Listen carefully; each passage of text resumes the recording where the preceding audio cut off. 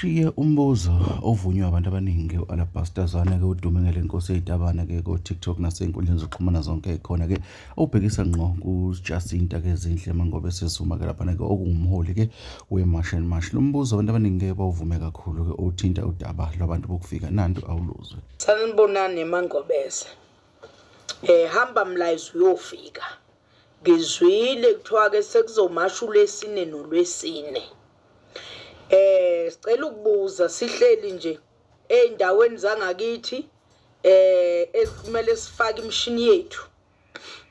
Kunabo kufika basayihlalele bakhona bakahambi kusa-operate ama-small business bahleli nemishini yabo thina yethu sihleli nayo ezindlini. Ngicela ukwazi mina ukuthi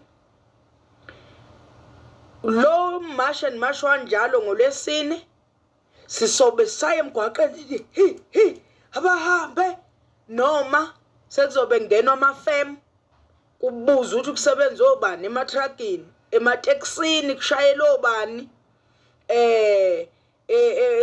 ekulokhu nje nekushida bisene izingane komesisi ukuthi obani abashida bisingane go Shoprite kuzobe kumashwa kanjalo angithi noma sisaye nje emgwaqeni semgwaqeni nayinginkuxa ngane zakwethu inkuxa ziwashama masha angiyazi nalena ukuthi bayiconvince kanjani ukuthi ibonakala ine-energy engaka uNkulunkulu wami.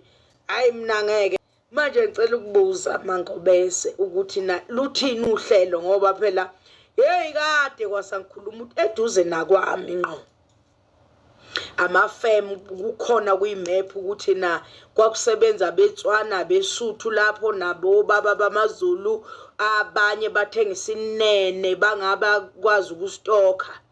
Mina ke ngumuntu ongasithengisa inene ngiyasicela nje ngisihle ngoba ngidla sona ibhizinisi into yebhizinisi ihlala ikhona abanye obaba babesebenza ngalaba se-South Africa kuze kungenele abantu bangaphandle babethengisa inene baze badayisa imishini yokusebenza amabhizinisi abanye babedayisa impuphu noswidi uma kufika intombazane ecwebezelayo bafuna isinene bayinika igrosa. Mina ngidlaleli kulonto leyo sinene nje ngisidla busende uyabona manje kodwa baqeshile abokufika lapha nasikwazi ukusebenza Mangobese.